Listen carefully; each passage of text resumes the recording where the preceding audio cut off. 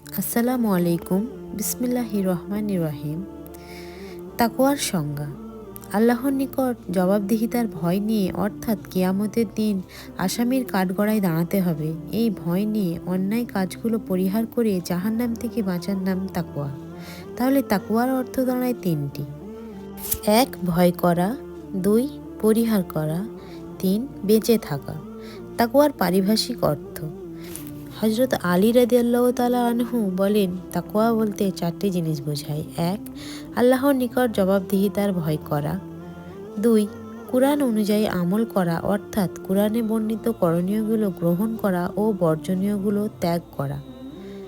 হাদিস শরীফে এসছে, আবু উম্মাহ রাদিয়াল্লাহু তাআলা আনহু হতে বর্ণিত, তিনি বলেন, আমি রাসূলুল্লাহ সাল্লাল্লাহু আলাইহি ওয়াসাল্লামকে এ কথা বলতে শুনেছি যে, তোমরা কুরআন পাঠ করো, কেননা কিয়ামতের দিন কুরআন তার পাঠকের জন্য সুপারিশকারী হিসাবে আগমন করবে।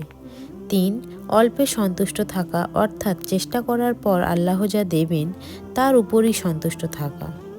রাসূলুল্লাহ সাল্লাল্লাহু আলাইহি ওয়াসাল্লাম বলেছেন, যখন তোমাদের মধ্যে কেউ এমন ব্যক্তিকে দেখে যাকে মাল সম্পদে, স্বাস্থ্য সামর্থ্যে অধিক দেয়া হয়েছে, তখন সে যেন নিজের চাইতে নিম্নমানের ব্যক্তির দিকে তাকায়।